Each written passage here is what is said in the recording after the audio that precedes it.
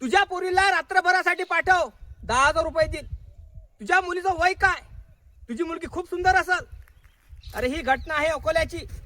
रक्षक बनले भक्षक. एका सायबर पोलीसवाल्याने एका महिलेला विचारलं आणि ती महिला सायबर गुन्ह्यामध्ये अटक झाली होती तिची.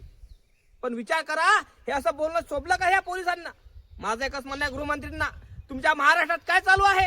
तुमच्या गृह खात्यामध्ये काय चालू आहे? अरे महाराष्ट्रामध्ये अगोदरच महिला सुरक्षित नाही. अरे मुलगी बाहेर ठिकाणी जाते, महिला बाहेर ठिकाणी जाते, तिथं गुंड छेडतात त्यांना. आणि आता काय, पोलीस स्टेशन मध्ये गेल्यावर पण असंच होणार का आता?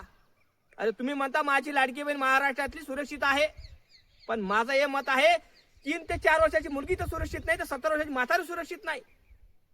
अरे अकोला जिल्ह्यातील ही घटना आहे. एक पोलीस ऑफिसर म्हणतो की तुझ्या मुलीला माझ्याजवळ पाठव, तुला मी 10,000 रुपये देतो.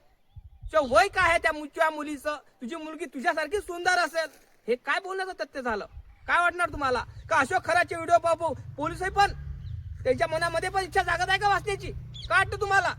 ह्या पोलीस लोकांना त्यांच्यावर कुठलाच कारवाई झाली पाहिजे काय? यांना वर्दीचा माज आहे काय वाटतं?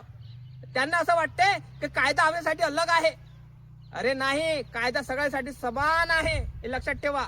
आणि ह्या पोलीसवाल्याला अटक झाली का नाही हे मला ठाऊक नाही. काय वाटतं तुम्हाला? नक्की कमेंट करा, लाईक करा, चॅनलला सबस्क्राईब करायला विसरू नका. फेसबुकवर बघत असताना फॉलो करायला विसरायचं नाही. जय भीम, जय शिवराय, जय जवान, जय किसान, जय संविधान.